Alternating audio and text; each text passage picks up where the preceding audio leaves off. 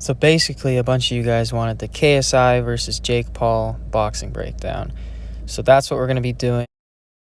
Okay, KSI versus Jake Paul. There's so much to go over, guys.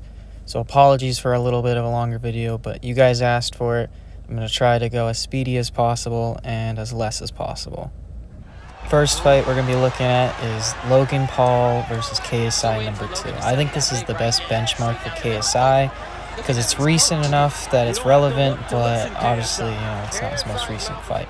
So in this fight, it was a little bit rough for technique-wise. Obviously, he's got the power, he's got the speed, he's got the heart, he's got the drive. He's got all the good things you want in a boxer. But I did notice that, which we'll get into soon, still has a lot of holes when it comes to a jab right down the middle. A jab right down the middle when KSI is throwing his combos, from what I've seen so far, will be his biggest weakness in any upcoming fights, especially the Jake Paul fight. When it comes to KSI, I'm going to be a little bit more nitpicky just because I think that's the best way to go about this, because Jake's had a multitude of fights and KSI's only had a small volume to pick through. So I believe he'll just keep getting better, and it's best just to nitpick him now before he's got everything figured out. So his stance was a great worry during this fight. It was very narrow. He liked to keep his hands in the later areas of the fight, which is understandable. Most fighters do it, but looking forward here, he's going to need to learn how to stick his hands right to his face during his combos. In his newer film, I've seen a bit of that. We'll get into that later.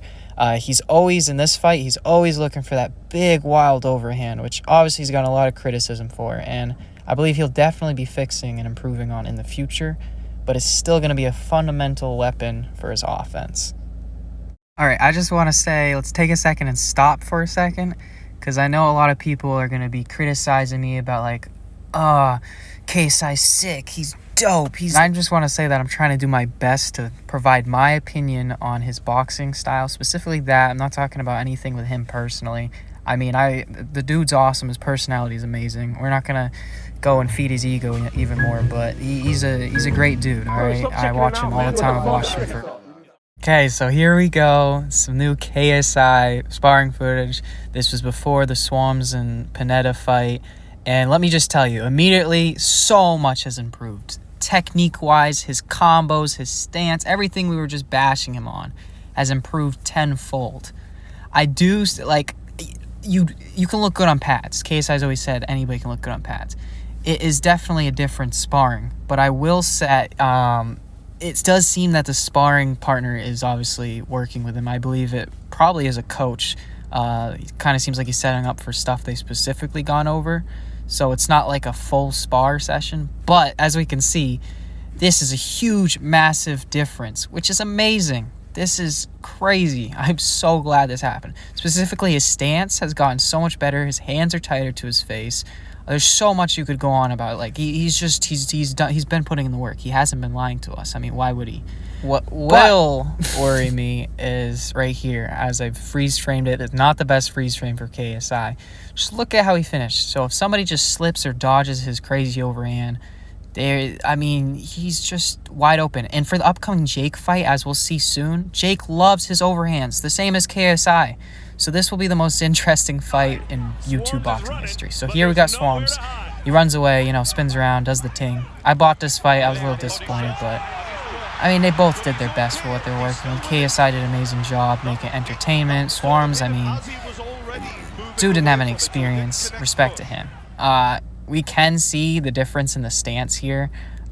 He's got his hands up, obviously, but it's not later in the fight. Again, I want to see later in the fight his hands are up. I want to see tougher opponents. He does work his combos, but I do see some similarities. He does throw those crazy wild haymakers. They're just a bit tighter, cleaner, but they're still wide. He still swings wide, which I'm a little worried about. That'll set some nasty counter punches, some uppercuts like Logan did during the fight, and then just a jab going. Against Pineda, you see that's that wide swing. I'm a bit worried about that one.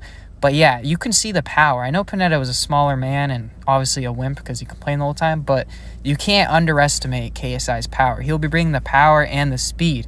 I still think he needs to work on his technique. If he gets his technique and his combos clean, oh my God, there will be no stopping this man. Like, seriously. Definitely like seeing the slips. I mean, it's not as good as his brother Deji's, but his head movement is definitely getting better. This was just a better KSI. What can I say? And there's that wide punch. As we can see, it's still very wide. His hand is not up. And Panetta's just ready for the impact. He's getting ready for the impact. But a more experienced fighter, I know he's a pro boxer, but a more experienced fighter is going to just go right straight down the pipe with either an uppercut or a jab. This fight, I don't know. Still disappointed, but obviously we know what happens. Panetta was a little wimp, complaining the whole time. KSI made it a very interesting event for what he was working with. And you can't underestimate that power. If he does some body shots like that against, like, maybe Jake in the future or whatever.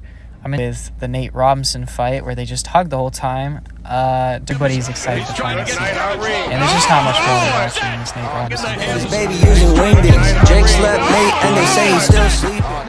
Yes, the edit was necessary. Now we got Woodley versus Jake Paul #1. This was Jake Paul's real test, his first real test of boxing. And I know people were very critical about Woodley, but come on. They were both swinging. They were both eating punches. These two are fighters. I don't care who says anything. These were good fights.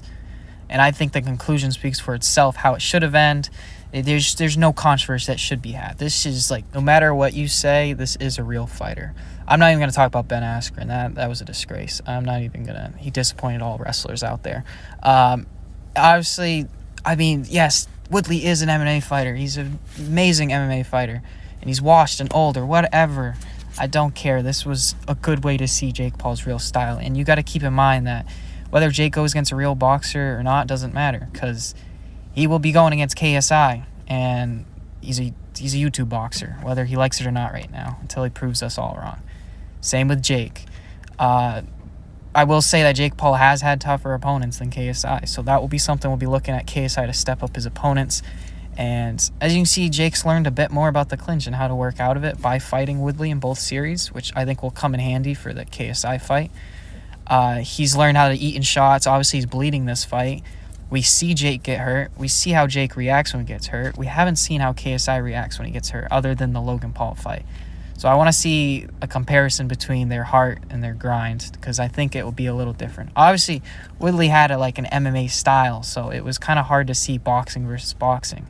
So we basically just watched a Muay Thai kickboxer versus a boxer, where kicks weren't allowed.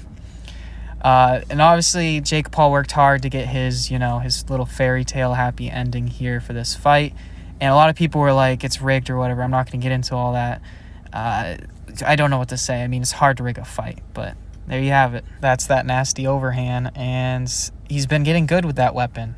KSI's got that weapon too. Who's got more power and who's got more speed to get to it? Who's going to set it up using combos and good technique and stance and footwork and everything that comes with boxing? They both have an immense amount of power and speed, and they're picking up more experience.